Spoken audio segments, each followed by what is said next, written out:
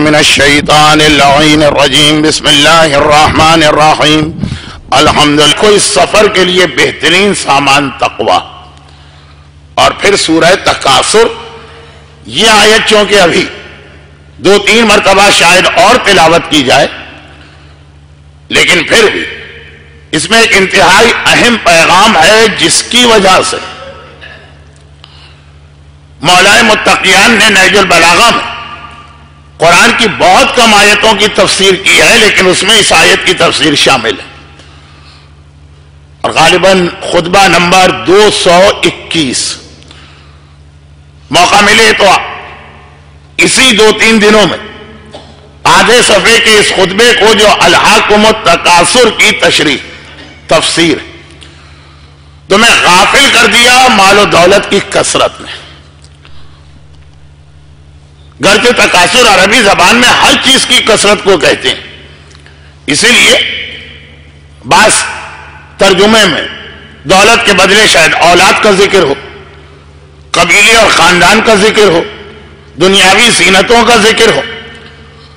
الہاکم، تم غافل ہو گئے دولت کی کثرت کی وجہ سے، حتی یہاں تک کہ پھر تم نے زیارت کی قبروں کی، جو تمہیں واپس اللہ کی یاد کی جانب لے کے آئی. اور یہ جو پیغام ہے کہ قبروں کی زیارت انسان کو دوبارہ اللہ کی یاد دلاتی ہے. 1432 ہجری کے ایام اضحیٰ کے اس چھٹے اشرے کا عنوان دراصل سورہ تکاثر کی اس آیت کا پیغام. اور ایک بار پھر میں یاد دلا دوں کہ سورہ تکاثر موت اور قبر اور قیامت کے مراحل میں اس کی تلاوت، یعنی زندگی میں اگر تلاوت کی جائے تو آنے والے مراحل اس کا فائدہ بہت زیادہ. ہمارے یہاں فاتحہ اور قل هو اللہ اس سال کی پہلی مجلس میں نے الحمد کی فضیلت پہ پڑھی تھی، تو میری گفتگو کا یہ مطلب تو کوئی نہیں نکال سکتا کہ میں سورہ فاتحہ کی توہین کر رہا ہوں یا اس کی اہمیت کو کم کر رہا ہوں. لیکن میں عرض یہ کر رہا ہوں کہ اس کے علاوہ بھی قرآن کے بہت سارے ایسے سورے جو ہمارے معاشرے میں بہت زیادہ رائج ہونا چاہیے. نماز وحشت قبر کے حوالے سے جو اس کا دوسرا طریقہ بتایا گیا، اس میں سورہ تکاثر ہے. آج ویسے ہی 10 منٹ تاخیر سے بیان شروع ہوا، اس لیے میں 5 مجالس کی باتیں دوہرا کے مزید اس وقت کو ضائع نہیں کرنا چاہتا ہوں. فشار قبر کے اور سکرات کے عذاب سے بچنے کے لیے ہر رات کو سوتے وقت 7 مرتبہ سورہ تکاثر کی تلاوت کی جائے. اور یہاں پر ایک بات ذرا سا اپنے موضوع سے ہٹ کے اس لیے بیان کروں کہ سورہ کوثر کا بھی عذاب قبر کے حوالے سے بڑا گہرا تعلق ہے. ایک ہوتی ہے نماز وحشت قبر اور ایک ہوتی ہے نماز ہدیہ میت. نماز ہدیہ میت جس میں پہلی رکعت میں قل هو اللہ کی تلاوت ہے، دوسری میں انا اعطیناک الکوثر کی تلاوت ہے.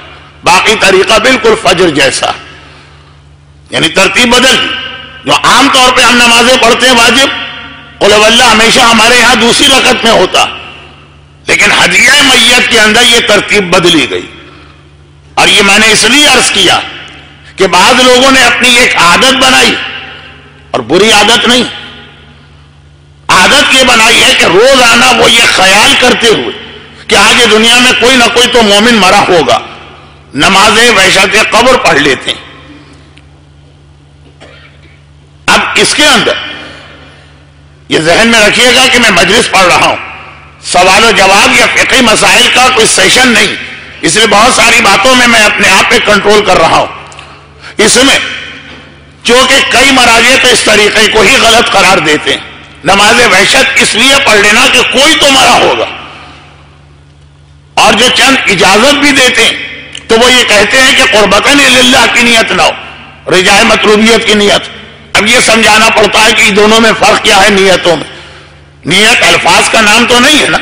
آپ کے ذہن میں ہونا چاہیے کہ اگر قربتاً اللہ سے منع کر کے رجاء مطلوبیت کا لفظ استعمال کیا جا رہا تو فرق کیا ہے ان دونوں میں. تو اب یہ سب سمجھانے کا موقع منبر پہ تو ہوتا نہیں. اس لیے جو عادت بنا رہے ہیں کہ مرنے والوں کو فائدہ پہنچایا جائے، تو عادت میں وہ چیز کیوں نہ لائی جائے جس پہ تمام علماء اور مراجع کا اتفاق ہے کہ وہ عمل تو بالکل جائز، اور وہ یہ کہ صادق آل محمد امام جعفر صادق علیہ الصلاۃ والسلام روزانہ مجھے بات ابھی ہو رہی ہے عادت کی، روزانہ نماز ہدیہ میت جو ابھی آپ کو بتائی گئی، قل هو اللہ پہلی رکعت میں یعنی الحمد کے بعد بالکل فجر کا طریقہ، اور سورہ کوثر دوسری رکعت میں، روزانہ امام معصوم یہ نماز 2 مرتبہ پڑھتے تھے، ایک دن کے وقت پڑھتے تھے اور ایک رات کے وقت پڑھتے تھے، اور یہ فرماتے تھے کہ یہ نماز جب میں پڑھتا ہوں تو جتنے بھی مردہ ہیں آج تک وہ اور جو آج کے دن انتقال کر گئے، اس کا فائدہ جو ہے وہ ان سب کو مل رہا ہے. تو نماز ہدیہ میت کو اگر اپنی عادت بنا لیا جائے تو اس میں کوئی قباحت کسی مجتہد کی نگاہ میں نہیں. کوئی اگر نہ بھی مرا ہو آج، جو آج کی دنیا میں بہت مشکل ہے، آخری زمانے کی نشانی یہی ہے کہ کثرت سے موتیں ہوں گی، لیکن اگر کوئی نہ بھی مرا ہو تو نماز ہدیہ میت پڑھی جا سکتی ہے، کیونکہ نماز ہدیہ میت جتنے مر چکے ہیں ان کو روز فائدہ پہنچائے گی، اور جو تازہ اپنی قبر میں گیا، نماز وحشت سے قبر صرف اس کے لیے ہے کہ جو آج مرا. اچھا یہ بات جو درمیان میں آ گئی، موضوع تو ہمارا کل سکرات موت چل رہا تھا، یہ نماز ہدیہ میت قبر میں پہنچ کر مرنے والے کو فائدہ پہنچاتی ہے. تو تقریر کی ترتیب میں ابھی قبر تو آئی نہیں، ابھی تو سلمان فارسی کی کل والی روایت اور اس کے علاوہ کچھ اور روایتیں. یہاں پر پھر ایک بات بیان کرنا بہت ضروری، اور اس بات کو بیان کرتے وقت عمومی اعتبار سے جو ایک پیغام میں ہمیشہ دیتا رہتا ہوں، امام زمانہ اور قبر کا موضوع، امام زمانہ اور موت کا موضوع، بہت ساری چیزوں میں یہ ایک جیسے قرار دیے گئے. یعنی جو موت کے حوالے سے ذمہ داری ہے وہ اگر آپ کو یاد رہے تو وہی ذمہ داریاں امام کے حوالے سے، جو امام کے حوالے سے پیغام ہے وہی ذمہ داریاں موت کے حوالے سے. کہ مثلا حضرت ابو ذر کا ایک واقعہ جو میں نے کم سے کم شارجہ کے اس ممبر سے 50-60 دفعہ تو پڑھا ہوگا، اپنے بیٹے کی قبر پہ ہاتھ رکھ کر ان کے انتہائی معرفت والے کچھ جملے. لیکن ہمیشہ میں یہ واقعہ پڑھتا ہوں ظہور امام کا پیغام سمجھانے کے لیے. واقعہ موت کا ہے، واقعہ قبر کا ہے، واقعہ جوان بیٹے کی قبر پہ بوڑھے باپ کے حاضر ہونے کا، لیکن کمپلیٹ میسج اس کے اندر ہے ظہور امام کا. اسی طرح سے ایک جملہ آپ کو اور یاد ہوگا، اور وہ یہ کہ میں کہتا ہوں کہ کوئی موت کا وقت معین نہیں، اور موت میں کوئی عقلی اصول کام نہیں آتا. کیا کوئی عقلی اصول موت میں کام آتا کہ جی جو بوڑھا ہے پہلے وہ مرے گا، جوان بعد میں مرے گا؟ جی نہیں، پہلے بیمار مرے گا پھر صحت مند مرے گا. تو موت کے حوالے سے معلوم ہے کہ کوئی اصول نہیں، کسی وقت بھی کسی کو موت آ سکتی ہے، یہی امام کے حوالے سے. البتہ موت کی کچھ نشانیاں بھی بتائی گئی، مگر وہ نشانیوں کا ہونا ضروری نہیں ہے، اس کے بغیر بھی موت آ جاتی. ظہور امام کی کچھ نشانیاں بھی بتائی گئی، مگر ان نشانیوں کا ہونا ضروری نہیں، اس کے بغیر بھی ظہور امام ہو سکتا.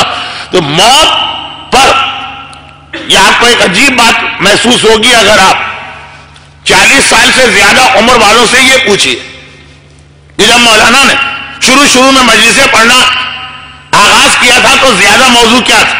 موت اور امام زمان. یہ دو بالکل مختلف موضوع لگتے ہیں. امام زمانہ کا موضوع معرفت اہل بیت کا حصہ بنتا، موت کے موضوع کو لوگ کہتے ہیں کہ یہ تو اہل بیت کی منزلت کم کرنے کی بات ہو رہی ہے.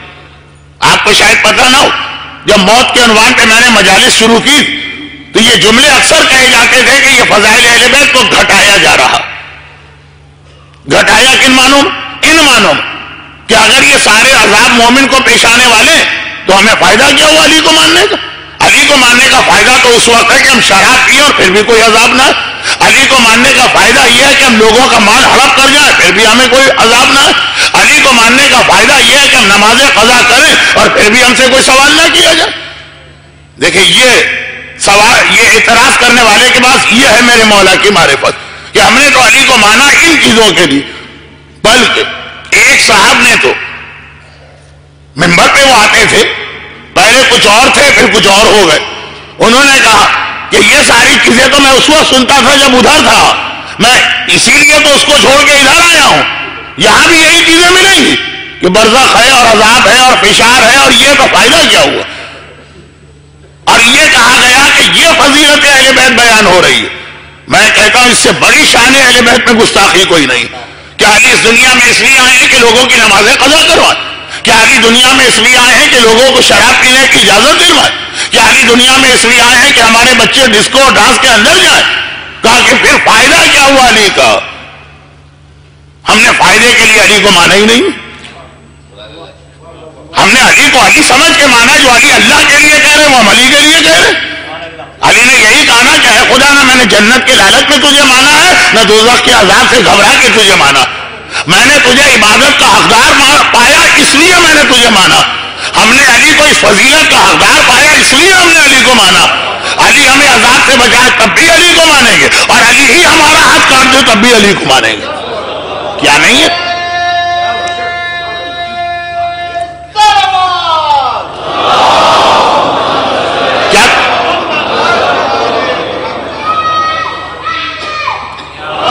کیا تاریخ میں واقعات نہیں ہے کہ ہاتھ کٹوایا کہ علی کے شیعہ نے خود علی سے؟ کیا تاریخ میں واقعات نہیں ہے کہ سنسار کروایا علی کی کنیز نے خود علی کے زمانے میں؟ تو یہ جو دیکھیں وقت کم ہے اور موضوع سے میں ذرا ہٹ گیا، اس لیے میں نے جلدی جلدی بات کو سمیٹا. اور الہاکم التکاثر پڑھ لیجئے، نہج البلاغہ. الحمدللہ نہج البلاغہ اب تک ہمارے یہاں محفوظ ہے. اس کی کسی روایت کے بارے میں کوئی یہ نہیں کہہ سکتا ہے کہ اس کتاب سے پڑھ دی. ضعیف ہے کہ پتہ نہیں کیا روایت ہے. ایک نہج البلاغہ اور ایک صحیفہ کاملہ، اور دونوں میں موت کا اتنا تذکرہ اور موت کا اتنا بیان ہے. تو خیر یہ تو ایک ضمنی بات درمیان میں اس لیے آ گئی کہ میں سمجھانا یہ چاہ رہا تھا کہ یہ دو باتیں لوگوں کو مختلف رکھتی ہیں. امام زمانہ کا مطلب یہ ہے کہ یہ اہل بیت کی عظمت بتائی جا رہی ہے. موت کا مطلب ہے کہ اہل بیت کی عظمت گھٹائی جا رہی ہے، یہ لوگ کہتے ہیں. اور میں نے یہ دونوں موضوعات شروع زندگی سے لے کے آج اس بڑھاپے تک ساتھ ساتھ رکھے، اس لیے کہ دونوں کا پیغام بھی ایک جیسا ہے، دونوں کی تیاریاں بھی ایک جیسی ہیں. تو اس میں جو دو تین باتیں ابھی گزری، اب ایک مزید نئی بات بڑھا لیجیے. نئی بات نہیں، یہ امام زمانہ کے حوالے سے میں کئی بار شارجہ میں پڑھ چکا ہوں. اب یہی موت کے حوالے سے سنی. ابھی تک میں نے دو تین مثالیں موت کی دی اور کہا کہ یہ ظہور کے بارے میں یہ اصول. موت کی نشانیاں آتی ہیں، ہارٹ اٹیک ہو گیا کسی کو، ڈاکٹر نے کہہ دیا کہ فلاں بیماری کے آخری سٹیج میں ہے، بہت زیادہ بڑھاپا آ گیا. یہ ساری نشانیاں آتی ہیں، لیکن ضروری نہیں ہے کہ نشانیوں سے ہی موت آئے. یہ مثال دے کے میں امام تک گیا. اب آئیے الٹی مثال سنی. امام کے حوالے سے میں نے اکثر ایک پیغام دیا کہ امام کے ظہور کے بعد وہ مومن مارا جائے گا. ابھی آپ سوچ رہے ہوں گے کہ آج مولانا ادھر ادھر بھٹک رہے ہیں. نہیں، یہ کل کی تقریر کے آخری حصے کو مکمل کر رہا ہوں، ابھی مکمل ہوتا. امام کے بارے میں روایتوں میں یہ آیا، کہا جاتا ہے کہ میں نے غلط کہہ دیا. یعنی معصومین نے فرمایا کہ امام کے زمانے میں وہ آدمی گمراہ ہو جائے گا، مارا جائے گا، جو اپنی آنکھوں اور اپنے کانوں پہ زیادہ بھروسہ کرتا. کیا مطلب اس کا؟ ہمیں اپنی آنکھ سے زیادہ امامت کی آنکھ پہ بھروسہ کرنا ہے، اپنے کان سے زیادہ امامت کے کانوں پہ بھروسہ کرنا. ہماری آنکھ ایک چیز دیکھ رہی ہے، امام کہہ رہے ہیں نہیں میں کچھ اور دیکھ رہا ہوں. ہم اپنی آنکھ کو ٹھکرائیں گے اور کہیں گے جو امام دیکھ رہے ہیں وہ عصمت و طہارت کی آنکھ ہے، وہ آیت تطہیر کی آنکھ ہے، وہ نور مجسم کی آنکھ ہے، وہ حق ہوگا. ہمارے کان کچھ اور سن رہے ہیں اور امام کہہ رہے ہیں میں کچھ اور سن رہا ہوں. یہ وقت کی کمی کی وجہ سے ذرا واضح کیے بغیر میرے جملے آگے بڑھ رہے ہیں. دیکھیں ایک خلاصہ ہے. مثلا ہماری آنکھ یہ کہہ رہی یا ہماری زبان یہ کہہ رہی ہے، زبان کا مطلب یہاں چٹخارا، یہ فلاں برگر بہت مزیدار ہے، بہت ٹیسٹی ہے، کیا کہنے اس فلاں کمپنی کے برگر. اور امام کہہ رہے ہیں کہ دیکھو یہ کافر کے ہاتھ کا پکا ہوا ہے یا گوشت ہے، اس لیے اس سے زیادہ بدترین کوئی گوشت نہیں ہو سکتا. یہ والا جملہ یاد رکھیے گا کیونکہ کل وفات رسول خدا کی مجلس میں ایک حوالے سے بات بہت تفصیل سے آنے والی. اب ہمیں گانے کی آواز بڑی پرکشش لگ رہی اور امام کہہ رہے تمہیں نہیں پتا ہے کتنی منحوس آواز، ہم اس کی خرابیاں سن رہے ہیں تم نہیں سن پا رہے. مولا کی ایک حدیث بیان کر کے اپنی بات کو جلدی سے سمیٹوں تاکہ موت کے موضوع پہ بات آگے بڑھے. بھئی 2 دن سے جو مومنین نہیں آ رہے ہیں اس لیے کہ اب موت نہیں سننا، تو ان کے نہ آنے کا فائدہ تو اٹھایا جائے نا، جلدی سے بات کو سمیٹ کے آگے بڑھو۔ خیر، ریکارڈنگ میں یہ جملے ریکارڈ ہوتے ہیں تو لوگ سمجھتے ہیں مولانا جو کہہ رہے ہیں واقعا صحیح کہہ رہے ہیں، کوئی مجمع نہیں ہوگا۔ نہیں، ماشاءاللہ مجمع تو بہت ہے، لیکن کچھ تھوڑا بہت ہمارا ہنسی مذاق چلتا ہے شروع مجلس میں۔ مولا فرماتے ہیں مجھے تعجب ہے اس بات پر کہ آدمی صحت کے اور بیماری کے ڈر سے ہر کھانے کی بہت زیادہ تحقیق کرتا اور کبھی بھی حرام و حلال کے اعتبار سے کبھی تحقیق نہیں کرتا۔ بیمار آدمی ہے، کھانا پک کے آیا تو فوراً پوچھے بھائی اس میں آپ نے نمک تو نہیں ڈالا، میں بلڈ پریشر کا مریض، اس میں آپ نے شکر تو نہیں ڈالی، میں ڈائبیٹک پیشنٹ، اس کے اندر وہ سیچوریٹڈ فیٹ تو نہیں ہے، مجھے ہارٹ کا پرابلم ہے۔ کتنے سوال آج کل کیے جاتے ہیں اور صحیح بھی ہیں، شرعاً بھی یہ چیزیں واجب ہیں۔ میں نے ایک مسئلہ پہلے بھی بتایا تھا، یہ مسئلہ شرعی جو میں مجلس میں آج کل کم بتاتا ہوں، لیکن مسئلہ شرعی۔ اسلام میں شراب پینا حرام، اسلام میں خنزیر کھانا حرام، اور ہر وہ چیز کھانا حرام ہے جو آدمی کے لیے ضرر کا سبب بنے، چاہے وہ زہر ہو چاہے وہ شوگر ہو۔ اچھا خیر، اب میں یہاں یہ رکتا ہوں کہ حرام حلال کی فہرست ہمارے یہاں بہت لمیٹڈ ہے، بہت بڑی ہے فہرست۔ مولا کہہ رہے اس پہ تعجب ہے کہ اتنے سوال کر رہا ہے کھانے کے بارے میں، کبھی یہ دیکھ رہا ہے کہ یہ حلال پیسے سے پکا ہے کہ حرام پیسے سے، اس میں سود کا پیسہ تو شامل نہیں، اس میں کسی مومن کا حق تو نہیں مارا گیا، ایسا تو نہیں ہے کہ سگے بھائی کا حق یا سگی بہن کا حق میراث میں مار کے اس سے یہ کھانا۔ اب اس وقت میرا موضوع یہ گناہ نہیں، میرا موضوع یہ ہے کہ مومن کی آنکھ سے یہ تقاضا کیا جا رہا ہے کہ چیزوں کا ظاہر مت دیکھو، اس کی تہ میں اتر کر اس کی حقیقت پہ نگاہ ڈالو، اور یہ سب سے اہم پیغام بنے گا ظہور امام کے بعد۔ کیسے؟ دجال جنت لائے گا، جہنم لائے گا۔ اگر ہم نے اپنی آنکھوں میں بھروسہ کر لیا، اس کی جنت ہم کو واقعا جنت لگی، حوریں بھی نظر آ رہی ہیں، باغات بھی نظر آ رہے ہیں، پرندوں کی وہ چہچہاہٹ بھی نظر آ رہی جو اسلام میں حلال میوزک ہے، دودھ و شہد کی نہریں بھی نظر آ رہی تو ہم مارے گا، اور وہ جہنم بھی لے کے آئے گا۔ اور اگر ہم نے اپنی آنکھ سے جہنم کو دیکھا اور اس جہنم سے ڈر گئے تب بھی مارے گا۔ وہ جو جہنم لائے گا اس میں آگ بھی ہوگی، سانپ بھی ہوں گے، بچھو بھی ہوں گے، کوڑے بھی ہوں گے، گرز بھی ہوں گے، انتہائی بھیانک شکلوں والے فرشتہ نما اس کے ماننے والے بھی ہوں گے۔ ہم نے کہا بھائی یہ تو واقعا جہنم ایسی لگ رہی، جلدی سے دجال صاحب کی بات مان لو ورنہ وہ اپنی جہنم میں پھینک دے گا۔ اگر اس کی جہنم سے ڈرے تب بھی مارے گئے، اس کی جنت سے متاثر ہوئے تب بھی مارے گئے۔ اور یہ کون لوگ؟ جو امام زمانہ کے زمانے میں ہوں گے، جو امام کے زمانے کے لیے سب سے بڑا خطرہ مومن کے لیے یہ ہے کہ اگر وہ اپنی آنکھ اور کان اور ناک کو اور زبان کو مکمل سمجھے کہ جو میں دیکھ رہا ہوں بس یہی حقیقت ہے، نہیں، اب جا کے امام سے پوچھو مولا جو جنت نظر آ رہی ہے یہ جنت ہے بھی کہ نہیں ہے؟ امام کہے تمہیں جنت نظر آ رہی ہے، ہمیں یہ جہنم نظر آ رہی ہے، ہم امام کی بات مانیں گے۔ ابھی میں ایک آدھ مثال دے دیتا ہوں تو ذرا سا جو مجمع ہکا بکا مجھے دیکھ رہا، ہکا تو دیکھ رہا، بکا کا مجھے نہیں پتا، اور ہم نے جو جہنم دیکھی دجال، مولا یہ تو بڑی خطرناک جہنم ہے۔ امام کہہ رہے ہیں کہ میں دیکھ رہا ہوں اس جہنم کے اندر کتنی نعمتیں خدا کی چھپی ہیں، امام کی آنکھوں کے اوپر بھروسہ کرے۔ چھوٹا سا ایک جملہ کہے، داڑھی نہیں رکھتے تھے ہمارے نوجوان اور ابھی بھی بہت سے نہیں رکھتے، اچھا نہیں رکھتے تو بوڑھے بھی ہیں، لیکن جوان کی بات میں یہ کر رہا ہوں، بڑا ہینڈسم اور اسمارٹ نظر آتا ہے بچہ اگر بغیر داڑھی کے ہو، یہ ہے ہماری آنکھ۔ اور رسول اور امام کہہ رہے ہیں کہ اللہ کے یہاں ہینڈسم اور اسمارٹ وہ ہے جو داڑھی کے ساتھ ہو۔ ہم اپنی آنکھ کے اعتبار سے اس کو ہینڈسم اور اسمارٹ مانیں گے یا رسول اور امام کی آنکھ کے اعتبار سے مانیں گے؟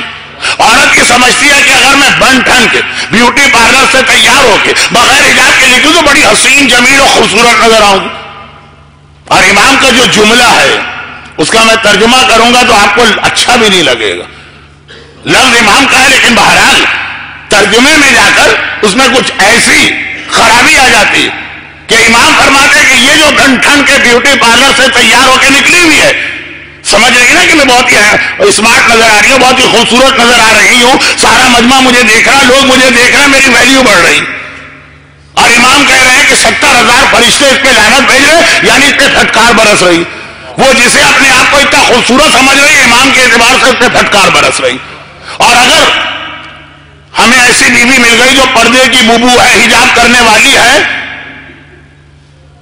فشار قبر کا ایک جملہ میں ابھی سے پڑھ دوں، اور اس کے بعد یہ اپنے اس جملے کو مکمل کرو. راوی نے کہا مولا یہ جو آپ فشار فشار فشار کہتے رہتے ہیں اس کا یہ اسٹائل نہیں ہے جو میرا ہے ذرا بدتمیزی والا. مولا یہ جو آپ فشار کا اتنا ذکر کرتے ہیں تو جن کو قبر ملتی ہی نہیں ان کا فشار کہاں ہوگا؟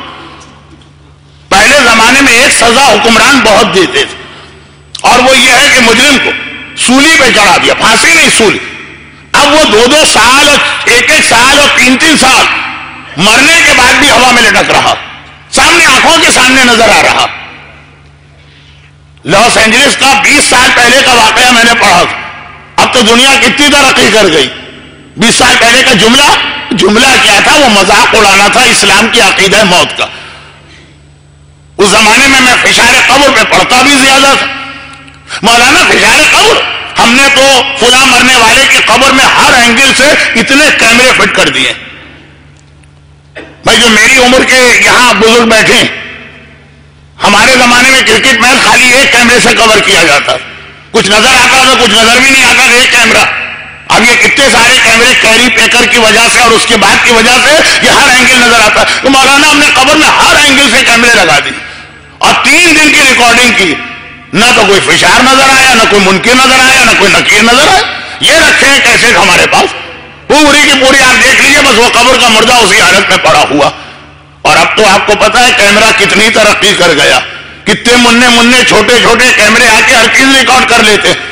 تو وہ تو میں نے لاس اینجلس والے سے اس وقت بھی کہا تھا کہ تم یہ سمجھ رہے ہو کہ جب سے ویڈیو کیمرے بنے تب سے تمہیں اسلام پہ اعتراض کا موقع ملا. 1400 سال پہلے وہ اعتراض نہیں سمجھنے کے لیے سوال کرا، مولا وہ مردہ ہمارے سامنے 3 سال سے لٹک رہا، فشار قبر کہاں سے ہوگا اس کے اوپر؟ وہ منکر و نکیر یہ سارے مرحلے تو پہلے دن پیش آتے ہیں نا، وہ تو ہماری آنکھوں کے سامنے. تم تو اپنے کیمروں میں بھروسہ کر رہے ہو. وہ تو آنکھ. اس وقت جو امام نے جواب دیا، پھر وہیں بیٹھے ہوئے ایک صحابی نے اس میں ذرا سا ایک اور اضافہ کر دی. اور مولا میرا فلاں دوست سفر پہ گیا تھا، اس کو راستے میں شیر نے کھا لیا، اس کی تو بیعت بھی نہیں ملی، وہ تو شیر کے پیٹ میں چلا گیا، فشار کہاں سے ہوگا؟ تو ایک اور صاحب کو یاد آ گیا، مولا اور میرا ایک کزن جو تھا وہ سفر میں گیا تھا، مر گیا، اس کی کشتی ڈوب گئی، وہ سمندر میں ڈوب گیا. اب یہ فشار قبر کے حوالے سے مومنین کے سوال بڑھتے جا رہے ہیں اور یہ سوال خود اس بات کی دلیل کہ معصومین کی بارگاہ میں اس کا اتنا زیادہ تذکرہ ہوتا ہے. میں جناب فاطمہ بنت اسد کا واقعہ تو پڑھ ہی نہیں رہا ہوں، وہ ہر ایک مومن کو معلوم، لیکن کتنا ذکر ہوتا ہے. اگر میں نے 16 سال کے بعد شارجہ میں موت کے موضوع پہ تقاریر دوبارہ شروع کی تو آپ نے دیکھا مجمع سارا غائب ہو گیا. پہلے 2 دن لوگ تھے، تیسرے دن سے نہیں تھے. جو ریکارڈنگ سن رہا ہے وہ اس جملے کو پورا اس طرح لے بھی نہیں، لیکن بہرحال اس میں تھوڑی حقیقت تو ہے. تو 16 سال میں ایک میرا اشرا اس پہ نہیں سنا جا رہا. اور امام کے یہاں فاطمہ بنت اسد سے لے کے یہ روایت مسلسل تذکرہ موت کا بھی ہے اور اس کے مراحل کا. تو اب امام قبر کا فشار بتا رہے ہیں.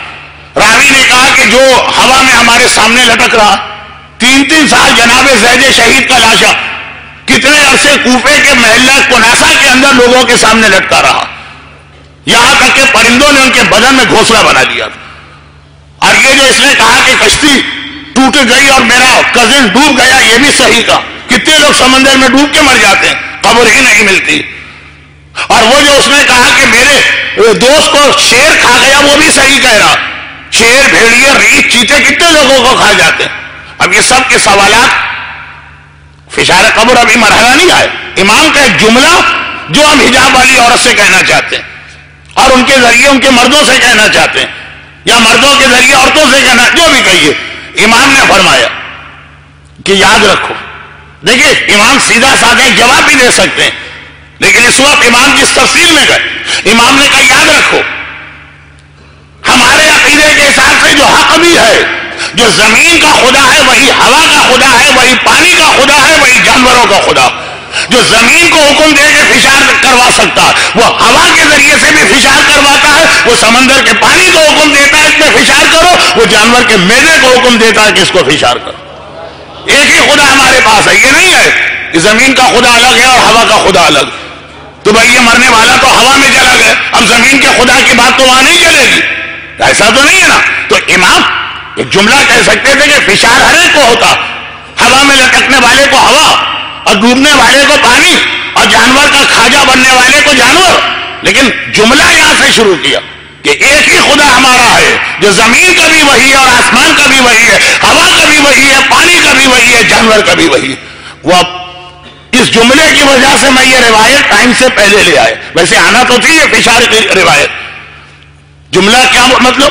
اب ان خواتین سے بات ہو رہی، ان کی آنکھیں کہہ رہی ہم بے پردہ نکلیں گے تو بڑے حسین و جمیل نظر آئیں گے، اور اگر پردہ کر کے نکلے، حجاب کر کے نکلے، برقع پہن کے نکلے تو ایک تو بہت ہی غریب نظر آئیں گے، جگی والے نظر آئیں گے، بھکاری نظر آئیں گے، جاہل نظر آئیں گے.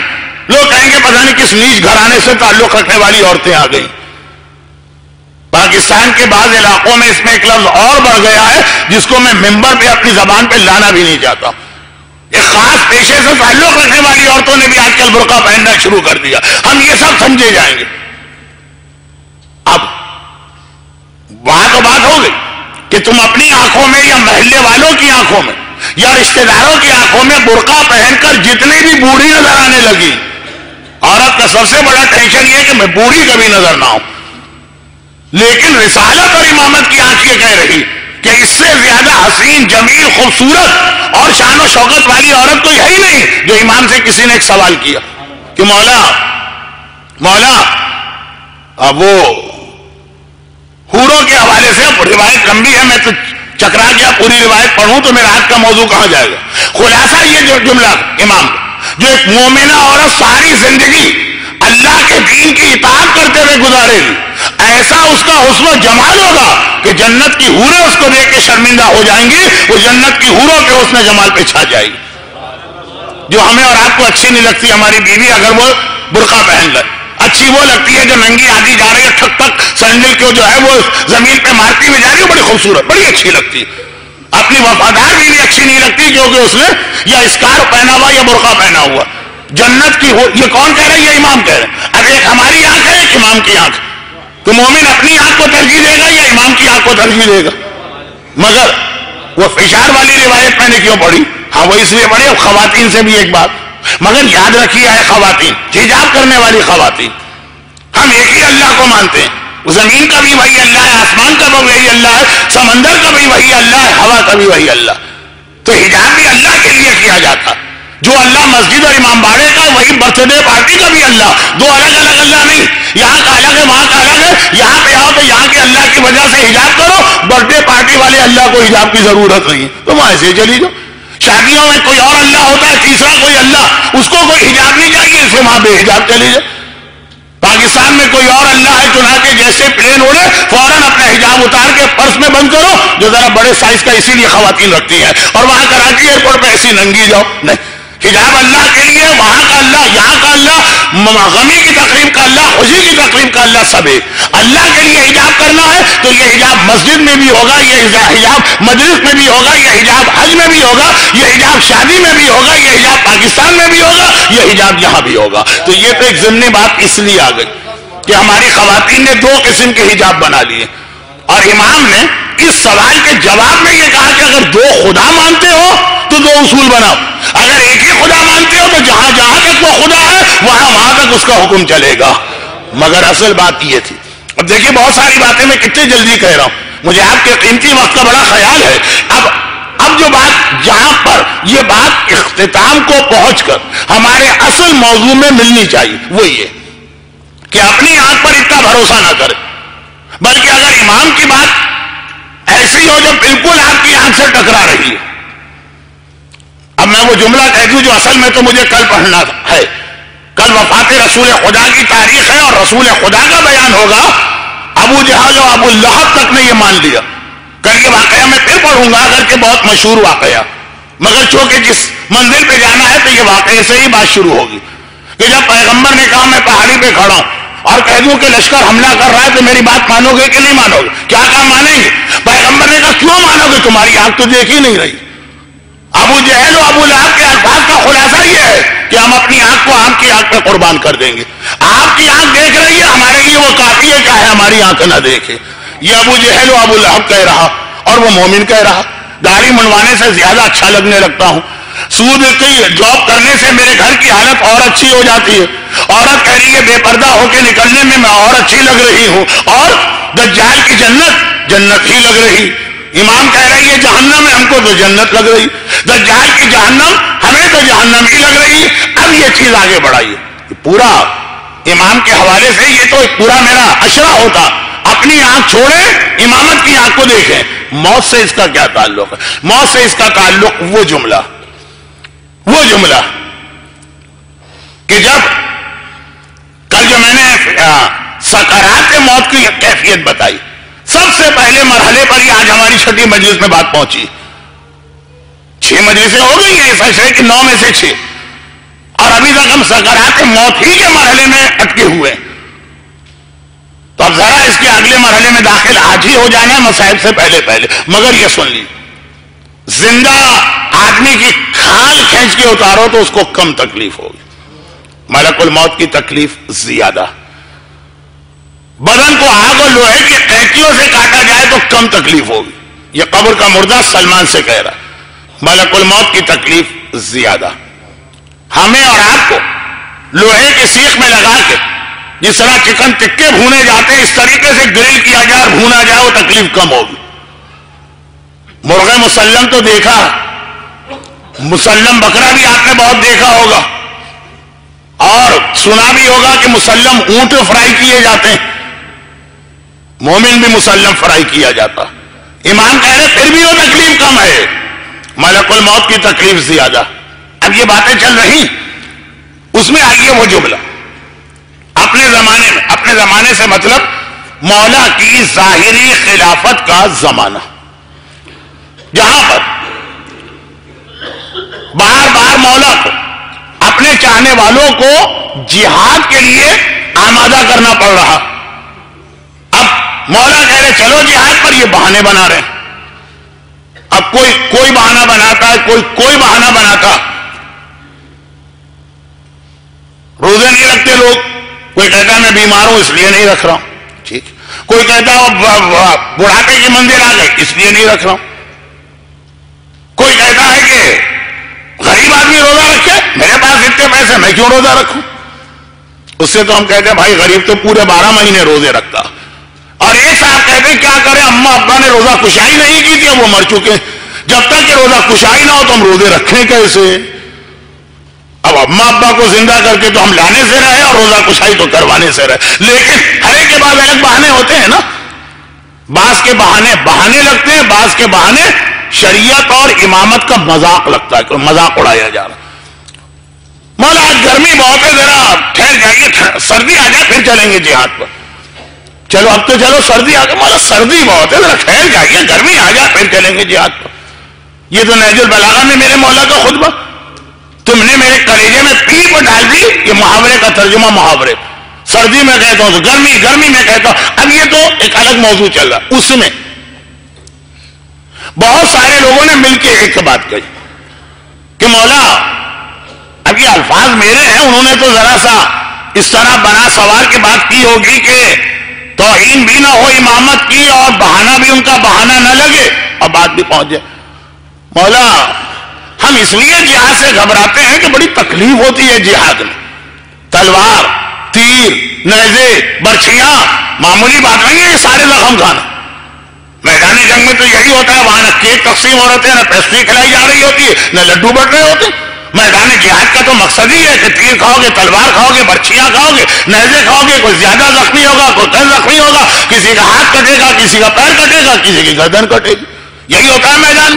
اب یہ خوف بہت سے لوگوں کے دل میں، یہ نہ بہانے بنانا چاہتے ہیں، نہ امامت کی توہین کرنا چاہتے ہیں، نہ حکم امامت کو ٹالنا چاہتے ہیں. تب مولا نے وہ ایک خطبہ دیا جو میرے موضوع کا تسلسل بنا. مولا نے ایک مرتبہ یہ ارشاد فرمایا کہ تم کیا سمجھ رہے ہو؟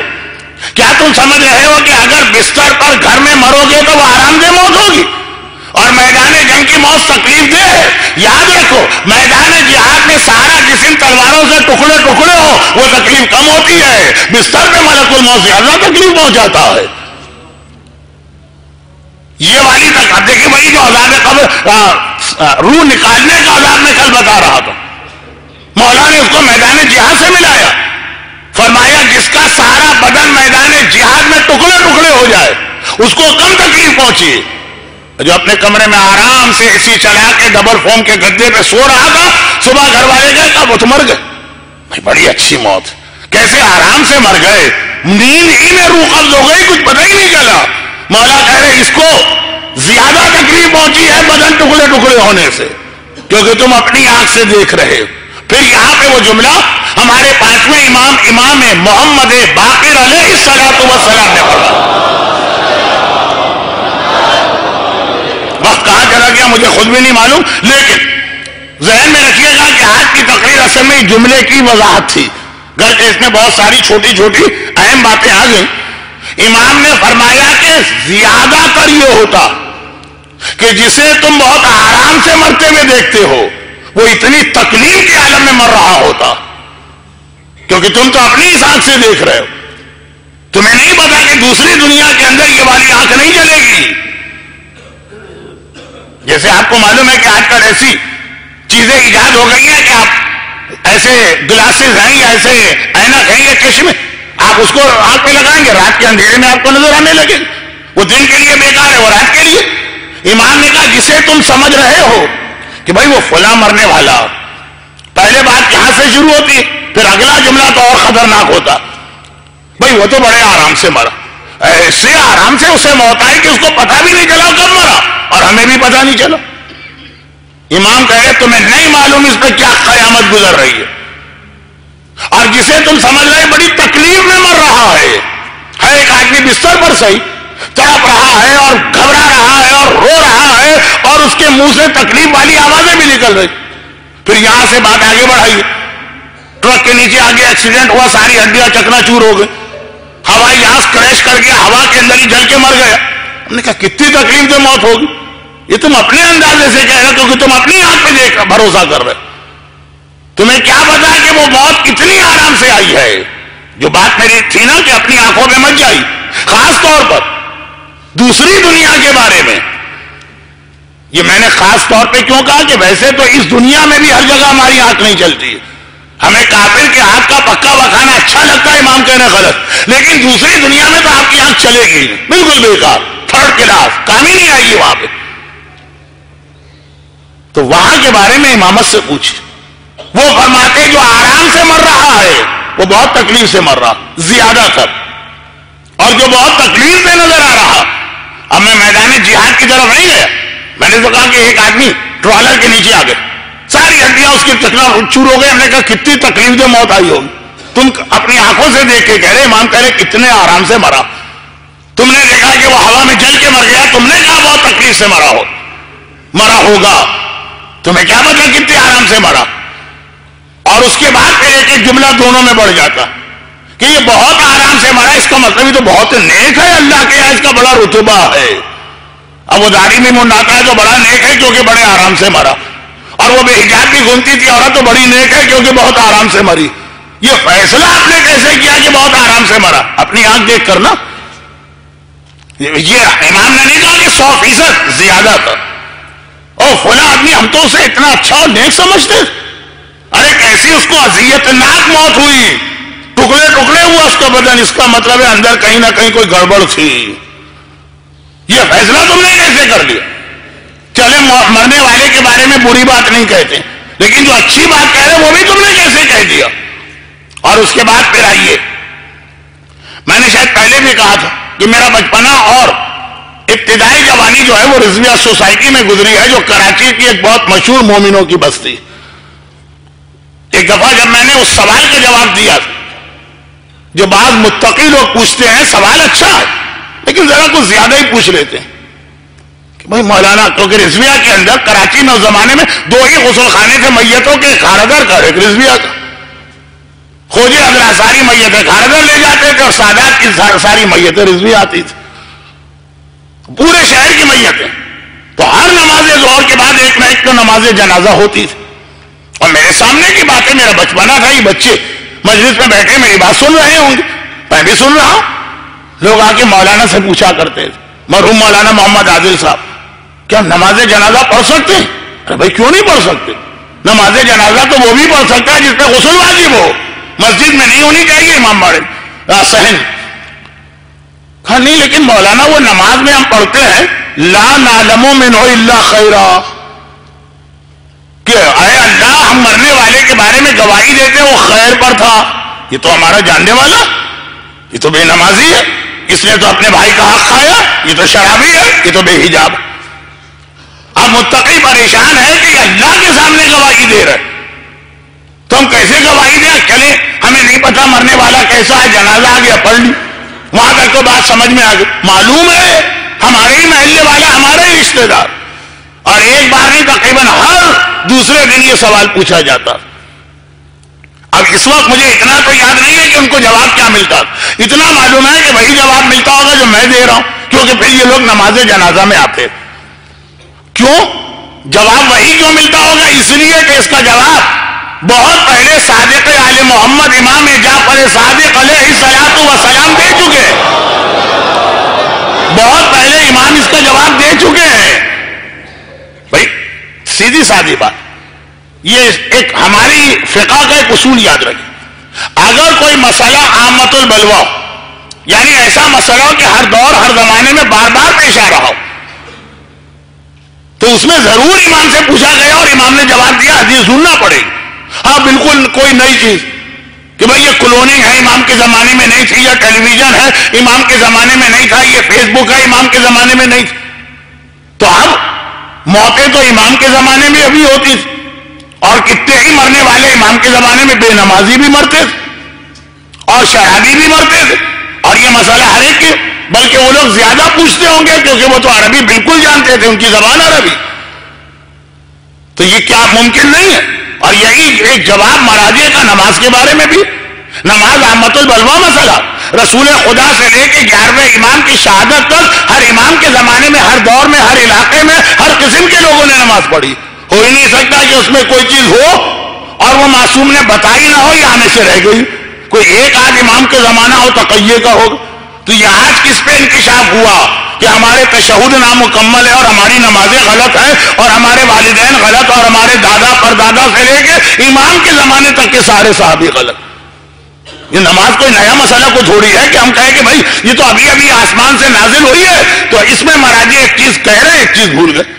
عامۃ البلوہ مسئلہ آپ کو شاید نہیں معلوم. نمازوں کے اندر بھی آج کل تبدیلی کی جا رہی ہے یہ کہہ کر کہ آج تک شیعت کی ساری نمازیں غلط ہیں، آج سے ہم صحیح نماز بتا رہے.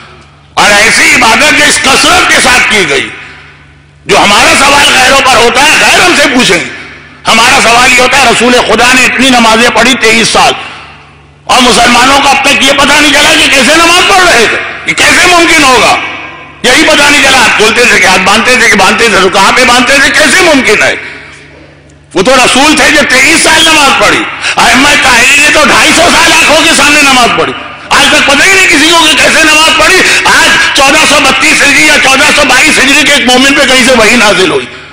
کوئی بہت ہی غیر مشہور و معروف مسئلہ ہو تو سمجھ میں آ جاتا ہے. کوئی روایت نہیں ہوگی سامنے ریسرچ کے بعد آج تو لا نعلم منہ خیرہ ہر دور میں تھا. راوی نے جا کے امام سے بھی پوچھا تھا مولا ہم کیسے گواہی دیں مرنے والے کے بارے میں کہ وہ خیر پر ہے، وہ تو شرابی ہے، وہ تو بے نمازی ہے. امام نے کہا لیکن یہ بتاؤ مرتے دم تک اللہ رسول اور ہم کو مانتا تھا کہ نہیں مانتا؟ کہا کہ مولا وہ تو مانتا تھا. کہا اللہ تم سے نماز جنازہ میں کردار کی گواہی نہیں مانگ رہا ہے، اللہ تم سے اس کے عقیدے کی گواہی مانگ رہا ہے. اگر وہ علی کی محبت پر تھا تو گواہی دو کہ ہم گواہی دیتے کہ خیر پر، کیونکہ محبت علی سے بڑا خیر اس کائنات میں کوئی نہیں. اچھا اب یہ بات اس لیے ضمن آ گئی کہ قبر میں کام آنے والی چیز یہ خیر ہے، لیکن کیسے اب تو کل ہی ہوگی بات. اب یہاں مختصر 2 باتیں سن لیجئے تاکہ منزل مصائب پر آ جاؤ. تو اسی طرح سے یہ بات میں نے کیوں پڑھی رضویہ کی نماز جنازہ کے حوالے سے. تو اب وہاں جب نماز جنازہ ہوتی ہے اس کے بعد جنازہ اٹھایا بھی جاتا. اب جب جنازہ اٹھتا ہے تو میں مومنین کے تبصرے سنتا ہوں. اب میں خود بھی اس وقت اتنا چھوٹا سا بچہ، مجھے کیا معلوم بھائی یہ مرنے والا تو جنتی لگ رہا. ارے آپ کو اچانک پتہ چل گیا یہ جنتی ہے، کیسے پتہ چل گیا؟ بھائی یہ مرنے والا ویسے بہت نیک تھا لیکن لگ رہا ہے کہ جہنمی ہے.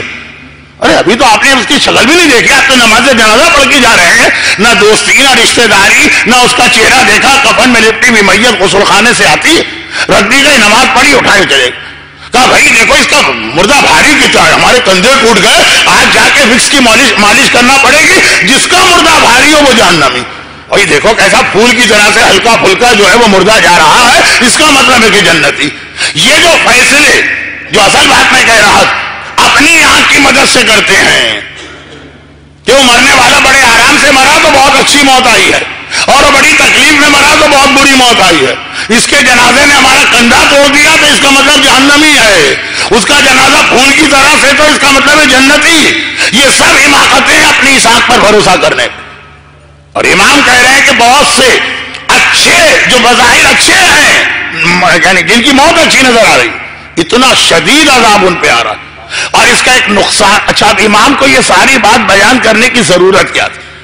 چلے مولا بہت اچھی موت مر رہا، ہم یہ سمجھ رہے ہیں عذاب آ رہا ہے تو ہمیں بتانے کی ضرورت کیا؟ اچھا ہی گمان کر رہے ہیں نا ایک مومن کے بارے میں؟ نہیں، نقصان یہ ہے کہ ہم نے کہا یہ تو اتنی اچھی موت مرا، تو اب اس کو ضرورت ہی کیا ہے ہماری طرف سے کہ ہم فاتحہ پڑھیں یا نماز وحشت پڑھیں یا اس کے قضا نمازیں پڑھیں یا اس کے اعمال کو دیکھیں؟ ہم نے کہا تو بہت اچھی موت مرا، ہمیں تو اس کو جا کے دیکھنا یہ بیچارہ بہت بری موت مرا۔ تو معلوم ہوا کہ یہ جو ہم کو آنکھ سے اچھا نظر آ رہا تھا عذاب میں پھنسا ہوا تھا، ہم نے اپنی آنکھ پہ بھروسہ کر کے اس کی مدد ہی نہ کی، وہ بیچارہ ادھر بھی عذاب میں پھنسا، جو قبر میں ہم اور آپ اس کی مدد کر سکتے وہ بھی ذرا کم ہو گئی بھائی، جسے آپ بہت اچھا سمجھے۔ اب میں کیا مثالیں دوں، میری زبان لڑکھڑا رہی۔ دیکھیں یہ جملہ جو میں کہہ رہا ہوں سمجھانے کے لیے کہہ رہا ہوں بھائی، بڑے بڑے مراجع کا انتقال ہوتا ان کے لیے بھی نماز وحشت پڑھی جاتی، بڑے بڑے مراجع کا انتقال ہوتا ان کے لیے بھی مجلس ترحیم ہوتی ہے جس میں فاتحہ پڑھا جاتا، ان کے لیے بھائی ان کے لیے کیا فاتحہ پڑھا جائے؟ فاتحہ پڑھنا دوسروں کے لیے پڑھو، شرابیوں کے لیے پڑھو، اس کو ضرورت، یہ تو خود اتنے بڑے ہیں کہ ہم تو گھبرا جاتے ہیں، ہماری ہمت ہماری مجال نہیں، ہم ان کے لیے کوئی نیکی کریں، ان کو ضرورت کیا ہماری نیکیوں کی؟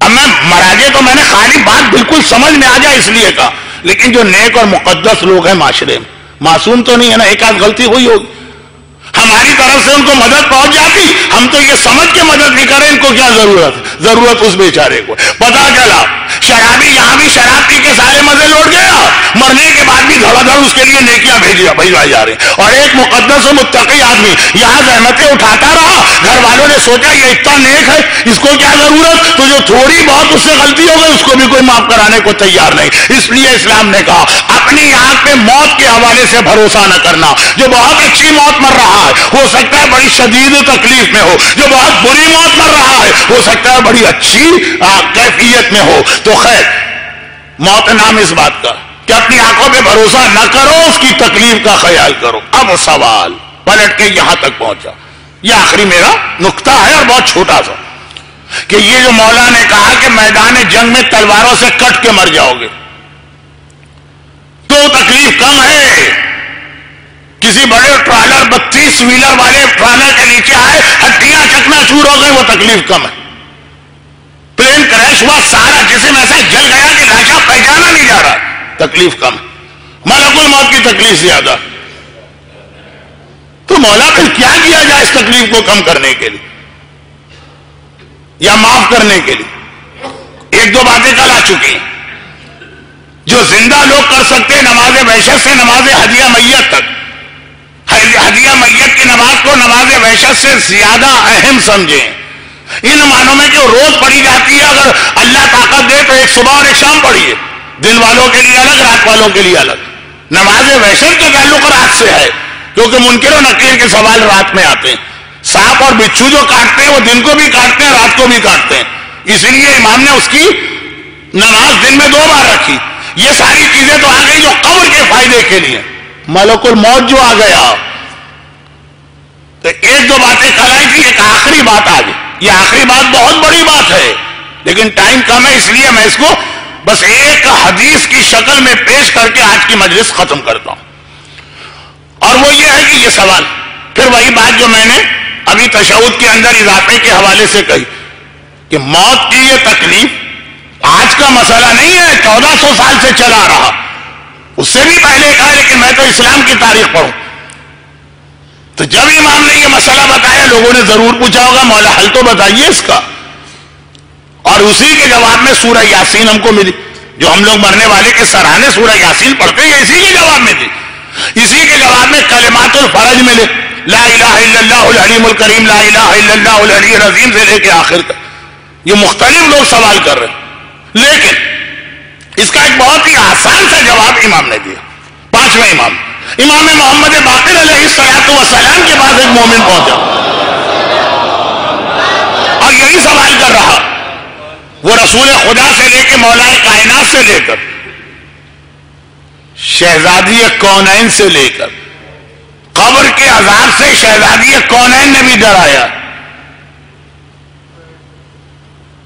اور ان کے بزرگوں سے لے کر فاطمہ بنت اسد کتنا فشار قبر سے ڈری تو رسول خدا ان کی قبر میں لیٹے. تو اب یہ سنتا چلا رہا. پانچویں امام پہنچا, کہا مولا کوئی طریقہ ہے کہ یہ تکلیف بالکل ختم ہو جائے؟ امام نے کہا ایک طریقہ اور بھی. آدمی اگر کسی کمپنی میں کام کرتا, میں گھڑی دیکھ لوں, آدمی اگر کسی کمپنی میں کام کرتا تو اس کمپنی کی چیزیں اس کو رعایتی قیمت پہ ملتی.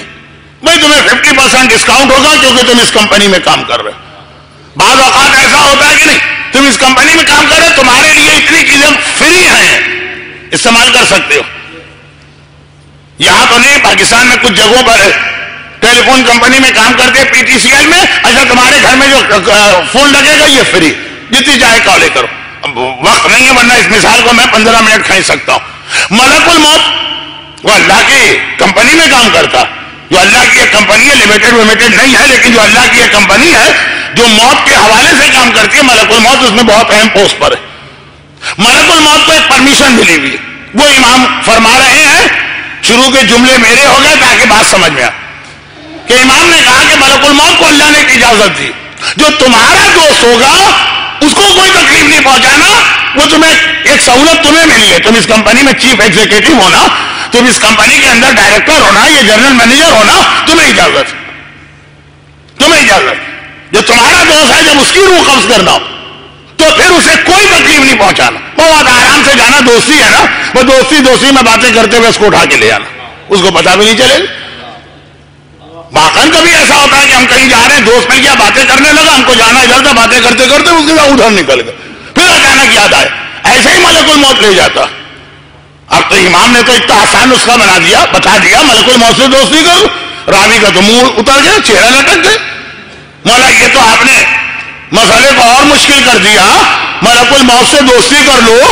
اسے دوستی کیسے کریں بھائی؟ دوستی کے لیے ملاقات ہونی چاہیے. ملک الموت سے زندگی میں ایک ہی بار ملاقات ہوتی, وہ ایسی ملاقات ہوتی ہے, اتنی خطرناک ملاقات ہوتی ہے. دوستی کا سوال, میں جب جولائی میں حج کیا تھا تو ایک مومن طواف کر کے پسینے بلڈنگ میں آ رہے تھے, دوپہر کا وقت ہے, 58 ٹیمپریچر تھا. میں نے پوچھا کیا بات ہے, خیریت تو ہے, آپ بہت گھبرائے نظر آ رہے ہیں. تو مولانا اتنی گرمی ہے کہ نام اپنی ولدیت میں کس وقت میں بھولا ہوا ہوں, جب ملک الموت آتا ہے اس وقت تو یہی حالت ہوتی. دوستی, امام نے جسے اتنا آسان نسخہ بتا دیا, دوستی کر لو, تمہارا دوست بن جائے گا. تو دوست اللہ نے اجازت دی ہے کہ تم جو کہ اس کمپنی میں کام کر رہے ہو, تمہارے دوستوں کے لیے ایگزیمشن ہے. راوی نے گھبرا کے کہا لیکن مولا دوستی کیسے کی جائے, ایک ہی بار تو ملاقات ہوتی ہے.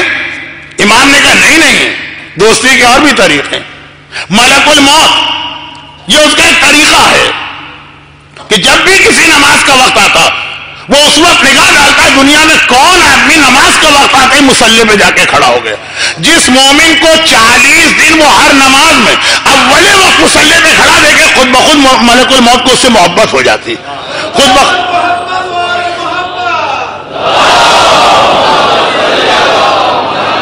اسے بھی نہیں پتا چلتا کہ ملک الموت جو ہے وہ مجھ سے دوستی کرنے لگا, محبت کرنے لگا. اب میں بھونڈی مثال دوں گا, آپ کہیں گے مولانا ایک تو ٹائم ویسے ہی کم ہے, اتنی بھونڈی مثال. کتنی جگہ ایسا ہوا کہ میں زندگی میں پہلی مرتبہ مجلس پڑھنے گیا, ارے 2-4 تو ایسے عقیدت مند ملے, میں گھبرا گیا کہ میں آج زندگی میں پہلی بار اس علاقے میں آ رہا ہوں, جانتے بھی نہیں آپ مجھے, یہ عقیدت یعنی مولانا آپ ہمیں نہیں جانتے, ہم نے بہت تقریریں سنی آپ کی, بہت ویڈیو دیکھے, اور وہ تقریریں سن سن کے ایک محبت پیدا ہو گئی. میرے ایک بزرگ عالم کی ایک نصیحت، مسجد کو کبھی نہ چھوڑنا. مسجد کی دوستیاں بہت پائیدار قسم کی دوستیاں ہوا کرتی. تو بعض اوقات ایسا ہوتا ہے، سفیدہ میں دیکھی، ایک دوسرے کو دیکھتے دیکھتے نہ کوئی رشتہ، نہ کوئی تعلق، نہ کوئی کلچر، وہ کہیں کام کہیں کہ خود بخود ایک محبت پیدا ہو جاتی ہے. تو ملک الموت کے دل میں محبت ہوتی ہے. جو مومن کو باقاعدگی سے نماز پڑھتے دیکھے اور 40 دن تک کوئی دیکھے کہ وہ ہر نماز اول وقت پڑھ رہا ہے. جب اس کے پاس ملک الموت آتا، اسے اللہ کی طرف سے پرمیشن ہے، تو میری کمپنی میں کام کرتے ہو تو میں یہ اجازت. آپ پوچھ لیجیے، بہت سے لوگ ایئر لائن میں کام کرتے ہیں، ان کو کچھ فری ٹکٹ مل جاتی. بہت سے لوگ کہیں کام کرتے، تو مثالیں دینا بیکار ہے. تو خلاصہ یہ ہے کہ امام نے کہا نمازی، لیکن پہلی گواہی عقیدے کی، عقیدے والا نمازی، عقیدے والا نمازی جب دنیا سے جاتا اسے کوئی تکلیف نہیں ہوتی. اور یہیں پہ میں کل کی مجلس کا آخری جملہ آج بھی آخری جملہ بنا کے پیش کروں، جبکہ کل میں نے آخری جملہ یہ کہہ کے پڑھا تھا کہ وہ آج کی مجلس کا پہلا جملہ بنے گا، لیکن نہیں، وہ کل بھی آخری رہا، آج بھی آخری رہا، اب شاید کل بن جائے پہلا جملہ. وہ یہ، اب شیطان کا کس میں انٹرسٹ؟ ملک الموت آپ کی روح بڑے آرام سے قبض کرے کہ بڑی تکلیف سے آپ کی روح قبض کرے؟ شیطان کا انٹرسٹ تو اسی میں نا کہ بڑی مشکل سے آپ کی روح قبض ہو، کیونکہ جتنی آپ کو تکلیف ہوگی اسے آپ کو بہکانے کا موقع ملے گا کل کی مجلس کا آخر. اور اسے بھی یہ معلوم کہ نماز پڑھنے والا ایسا ہے کہ ملک الموت اس سے محبت کرنے لگتا. تو پہلے تو سارا زور لگائے گا اس کو نماز پڑھنے ہی نہ دو، ملک الموت سے اس کی دوستی بننے ہی نہ پائے. اور جب دیکھے گا کہ نہیں بھائی مومن میرے ہاتھ سے پھسل کے نکل گیا، پہنچ گیا مسلح پر، تو اس کو غلط نماز پڑھواؤ. ملک الموت صحیح نماز پڑھنے والوں سے دوستی کرتا، غلط نماز پڑھنے والوں سے دوستی نہیں کرتا. ان سے تو شاید اس کو نفرت و کراہیت آ جائے. اللہ کی عبادت کرو، اس میں بھی اتنا خیال نہیں کہ اس طرح کرو جیسے اللہ چاہتا. عبادت اللہ بھی اپنی مرضی سے کر رہا ہے کہ میرا دل کہتا یہ ہونا چاہیے نماز. تو جو میں 3 دن سے بات کہہ رہا ہوں، 3 دن پہلے بات آئی تھی صدقہ نماز وحشت، ملک الموت شیطان ہمارے صدقے ضائع کرا دیتا. اور آج بات یہ آ گئی کہ نمازیں خالی نماز سے روکنا نہیں ہے، نمازیں ضائع بھی کرا دیتا. یہ میرا بھی لفظ نہیں، قرآن کا لفظ ہے فویل للمصلی، تباہی ان نمازیوں کے لیے یمنعون الماعون جو ایک دوسرے کو کا حق ادا نہیں کرتے. یہاں پہ وہ جملہ بالکل صحیح ہے. جو لوگ داڑھی کے لیے کہتے ہیں، داڑھی کے لیے بھی وہ جملہ صحیح ہے اور نماز کے لیے بھی، لیکن ذرا نامکمل. وہ کیا؟ لوگ کہتے ہیں مولانا چھوڑیے نماز، نماز تو شمر بھی پڑھتا تھا، نماز تو ہمارے ساتھ بھی پڑھتا تھا. ہاں یہی بات تو میں سمجھانا چاہ رہا ہوں. ملک الموت اس نمازی سے دوستی نہیں کرتا جو شمر جیسی نماز پڑھتا. ملک الموت اس نمازی سے دوستی کرتا جو حسین اور حسینیوں جیسی نماز پڑھتا. خالی شمر نے نماز نہیں پڑھی، زہیر قین نے بھی نماز پڑھی ہے، حبیب ابن مظاہر نے بھی. خیر آخری نماز تو انہوں نے چھوڑ دی. یہی جملہ کہا تھا نا کہ فرزند رسول یہ نماز تو اب آپ کے جد کے پیچھے کوثر کے کنارے پڑھوں گا. لیکن نماز حبیب نے بھی پڑھی، مسلم ابن اوسجا نے بھی پڑھی. وہ والی نماز پڑھنے والے سے ملک الموت دوستی کرتا جو برستے تیروں میں بھی پڑھی جاتی ہے. جو ٹیلی ویژن کا دلچسپ پروگرام، اب میں جا رہا ہوں تو کوئی آ رہا نہیں، میں اپنے بعد والے قابل احترام عالم کی بات نہیں کر رہا، میں ورلڈ کپ کی بات کر رہا ہوں، کرکٹ کا. کتنے لوگوں کی نمازیں قضا ہوں گی، کتنے لوگوں کی نمازیں ڈیلے ہوں گی. خاص طور پہ جس میچ میں آخری اوور میں کوئی بڑی انٹرسٹنگ قسم کی سچویشن پیدا ہوگی. اگر اللہ نے اتنی بصیرت دی کہ آپ جینئر میچ اور فکسنگ والے میچ کا فرق پہچان سکے تو. لیکن یہ امتحان شروع ہونے والے ہیں. ملک الموت کوئی تکلیف نہیں پہنچاتا اس نمازی کو جو حسین جیسی نماز پڑھ رہا ہے، حسین کی بچائی ہوئی نماز پڑھ رہا. یہ نماز آج دنیا میں بچائی کس نے؟ یہ حسین نے بچائی. داڑھی کے لیے بھی لوگ کہتے ہیں ارے چھوڑیے مولانا داڑھی تو یزید بھی رکھتا تھا. آپ کہاں چلے گئے؟ آپ غلط ایڈریس پہ پہنچ گئے. وہ داڑھی تو یزید کی نہیں تھی، جہاں پہ آپ گئے پھر وہ یزید نہیں ہوگا. ہاں عمر سعد کی تھی داڑھی، لیکن کس نے کہا ہے کہ عمر سعد والی داڑھی رکھیے؟ آپ اصحاب حسین والی داڑھی رکھیے، آپ آقا عباس والی داڑھی رکھیے، آپ آقا علی اکبر والی داڑھی رکھیے، آپ آقا حسین والی داڑھی رکھیے. یہ فرق جب ہم بھول جاتے ہیں تو جو چیزیں دنیا میں بھی ہمارے کام آ رہی ہیں اور آخرت میں بھی وہ ہم چھوڑ دیتے ہیں. کتنے لوگ اس غلط فہمی میں کہ نماز تو یزید بھی پڑھتا نماز تو ہمارے ساتھ بھی پڑھتا تھا، ہم کیا کریں گے نماز پڑھ کے؟ اپنا نقصان خود کر رہے ہیں۔ آخرت تو بہت دور کی چیز ہے، ملک الموت آیا، کیونکہ حسین کی نماز کی خاصیت یہ تھی کہ جیسے ہی وقت نماز آئے گا، چاہے برستے تیروں میں نماز پڑھنا پڑے، اول وقت نماز پڑھی جائے گی۔ خالی حسین نہیں، لشکر حسین میں شامل ایک ایک بچے کی یہ خاصیت۔ ادھر فجر کا وقت آیا، جیسے ہی صبح کا تارا چمکا، حسین نے کہا اکبر بیٹا تمہیں اذان دینا، اور جیسے ہی ظہر کا وقت آیا، ابو سمامہ نے آسمان کو دیکھا اور حسین نے کہا ہمیں نماز پڑھنا، جو ملک الموت کا موضوع بنا تھا۔ اور کسی حالت میں بھی نماز کی قضا تو جائز ہے ہی نہیں۔ ایک جملہ ہمارے آتا ہے کہ جی ماتم کی تو قضا نہیں ہو سکتی، نماز کی قضا ہو سکتی۔ اس کا مطلب یہ ہے کہ نماز چھوڑی جا سکتی، تو الٹا جملہ، جس کی کبھی قضا نہیں ہو سکتی ہے وہ آپ بعد میں بھی کر سکتے ہیں، جس کی قضا ہو جاتی ہے وہ پہلے کرنا ہے کہ قضا ہونے سے پہلے کرو۔ لیکن جو بہترین جملہ ہے اسی کو ہم نے الٹا کر دیا۔ بھائی آپ کے پاس 2 بل آ گئے، ایک بجلی کا، ٹیلی فون کا، ایک کی تاریخ کل ختم ہو رہی ہے، ایک کی تاریخ 6 مہینے بعد، اب پہلے اس کو دیں گے نا کہ جس کی تاریخ آج ختم ہو رہی۔ تو نماز تو قضا ہو جاتی ہے، اس لیے اس کو قضا ہونے سے پہلے پڑھنا ہے۔ ارے نہیں، کہیں میں اپنے جملے میں نعوذ باللہ عزاداری کی توہین تو نہیں کر گیا؟ نہیں، میں نے اس جملے میں بتایا کہ عزاداری بھی اسے کہتے ہیں جیسی عزاداری حسین نے کی۔ وہ کیسی عزاداری ہوتی؟ آپ کو میرا طریقہ پتا ہوگا، اوہ 1 گھنٹے سے 5 منٹ زیادہ ہو گئے، جبکہ میں ویسے ہی 10 منٹ لیٹ تھا۔ بہت ہی معذرت، یہ آخری کل پرسوں نرسوں 3 آخری مجلسیں ہیں، جو بات سمیٹنا میں اس کو جملے کو مکمل کر دوں۔ آپ نے میرا انداز شاید دیکھا ہو کہ میں عام طور پر معصومین کے واقعات اب زیادہ نہیں پڑھتا ہوں، کیونکہ لوگ تو نکل جاتے ہیں نا، مولانا وہ تو معصوم تو جو کرے کم ہے، ہم کہاں کر سکتے ہیں۔ میں بات کرتا ہوں امتی لوگوں کی، میں بات کرتا ہوں اصحاب امام کی، جو ہماری اور آپ کی طرح ایک عام گھر میں پیدا ہوئے۔ تو کس انداز سے یہ نماز کے حوالے سے بات ہے، خالی نماز نہیں، پوری شریعت، کیونکہ کبھی نماز پڑھنا شریعت ہے، کبھی نماز چھوڑنا بھی شریعت۔ وہ آئے گی تفصیل، کل آئے گی، اب آج وقت نہیں۔ تو میں مثال رباب کی کیوں نہ دے دوں؟ میں زینب کی مثال بھی نہیں دیتا کہ زندان شام میں کس طرح نماز پڑھی۔ وہ علی کی بیٹی ہیں، وہ فاطمہ کی بیٹی، ان کی رگوں میں وہی خون ہے جو علی اور فاطمہ کی رگوں میں۔ جس کی خدا شیر زہرا بنا ہو، وہ تو جس کردار کا جو مظاہرہ کرے۔ جو میں اکثر ایک جملہ کہتا ہوں وہی دوہرا دوں کہ حقیقت میں علی اور فاطمہ کے نام کو اور عزت کو بچایا تو ان کی بہوؤں نے بچایا۔ بیٹیاں تو جو بھی کردار کا مظاہرہ کرے کم ہے، یہ بہویں ہیں جو عام گھرانے سے آئی ہیں، امتی گھر سے آئی ہیں۔ علی اور فاطمہ کی کسی ایک بہو کے لیے دکھا دیجئے کہ ان کا باپ معصوم ہو یا ان کی ماں معصومہ ہو یا ان کے گھر میں کوئی معصوم۔ وہ امتی گھروں میں پیدا ہوئی، امتی ماحول میں پلی۔ زینب تو کم از کم باپ بھی معصوم، ماں بھی معصومہ، جس گھر میں پلی وہاں بڑا بھائی بھی معصوم، چھوٹا بھائی بھی معصوم۔ ام فروا، ام لیلا، رباب، ان میں سے ہر ایک عام گھرانے کی خاتون ہے، امتی کلمہ کو، لیکن اللہ اللہ کردار کے ساتھ۔ اگر ہمیں اپنے عقیدے سے پتا نہ ہو کہ زینب کا رتبہ بلند ہے، تو ہم تو شاید زینب و رباب، ہم تو شاید زینب و فروا کے کردار میں فرق بھی نہ کر سکے۔ اور رباب نے جو 2 دن پہلے شہزادی کی اولاد کے مسائل پڑھے تھے، آج خود شہزادی کے مسائل، یہ بتا دیا کہ ہر چیز میں کس طرح سے توازن رکھا جاتا۔ شب عاشور جو بیوی رو رہی تھی، ہائے میرا بیٹا اتنا چھوٹا ہے کہ مقتل میں جا نہیں سکتا، اور ہائے جو بڑی اولاد ہے وہ سکینہ جہاد کر نہیں سکتی۔ خود اس شہزادی کی قربانیاں بھی دیکھیں۔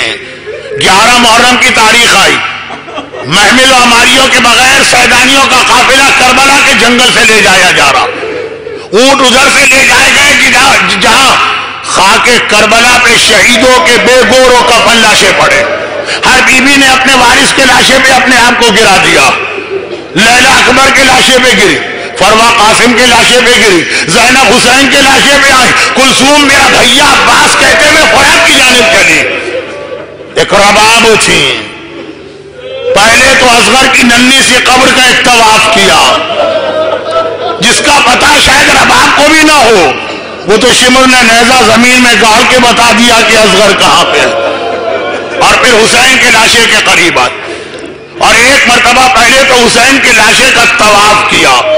طواف خالی کعبہ کبھی نہیں ہوتا، طواف فخر کعبہ کبھی ہوتا، اور پھر ایک جملہ کہا، اے میرے والی، اے میرے وارث، اے میرے آقا، اے میرے مولا، آج آپ کی کنیز نے آپ کے لاشے کو تپتی ریت پہ دیکھا، جلتے سورج کے نیچے دیکھا، کاش میرے سر پہ چادر ہوتی، یہ چادر میں آپ کے لاشے پہ ڈال کے جلتے سورج سے آپ کو بچا لیتی۔ اس وقت آپ کی وہ کنیز جس کے ہاتھ بھی گردن سے بندھے ہیں، آپ کی کوئی خدمت تو نہیں کر سکتی، ایک وعدہ ضرور کر رہی، آج کے بعد کبھی چھت کے نیچے نہ بیٹھوں گی، آج کے بعد زمین پہ کبھی فرش بچھا کے نہ بیٹھوں گی۔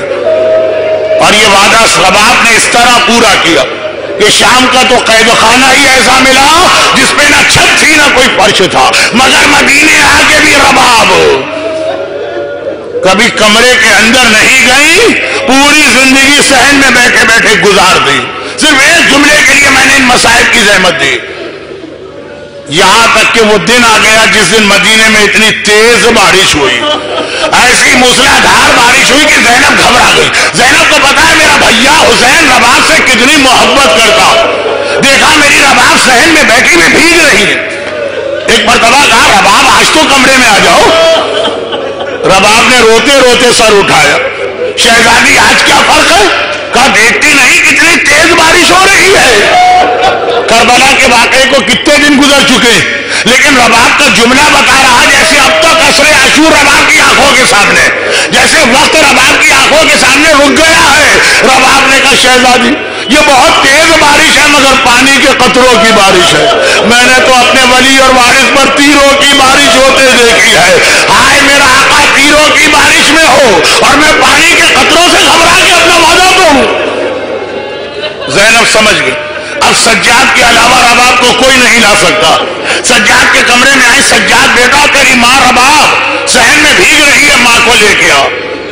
حسین کا امتحان تھا تیر و تلوار، نیزے اور برچھیاں، اور سجاد کا امتحان رباب کا یہ سوال۔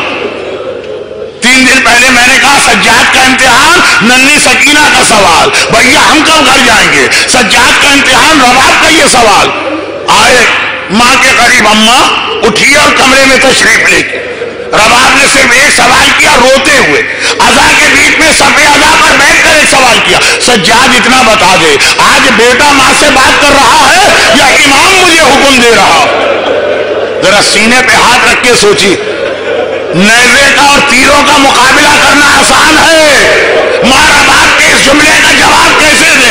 اگر کہہ دے بیٹا ماں سے بات کر رہا، پتا ہے کہ پھر رباب نہیں کھڑے ہوں گی، کس دل سے کہا اماں آج بیٹی اور ماں کی گفتگو نہیں ہے، آج امام آپ کو حکم دے رہا ہے، آئیے میرے ساتھ کمرے میں۔ اللہ اللہ، میں تو صرف اندازہ کر رہا ہوں سجاد یہ جملہ کس طرح کہہ رہے ہوں گے، کتنا بڑا امتحان۔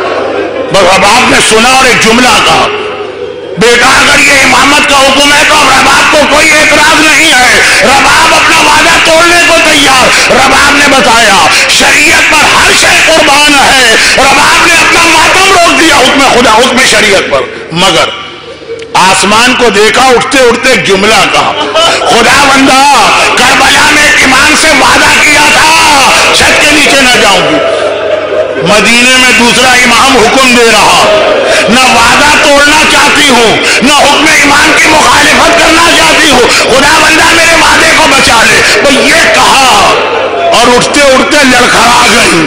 زینب نے گھبرا کے یہ منظر دیکھا کہ سجاد گرتی ہوئی ماں کو دونوں ہاتھوں میں سنبھال رہے ہیں۔ زینب گھبرا کے کہتی ہے سجاد میری رباب کو کیا ہوا؟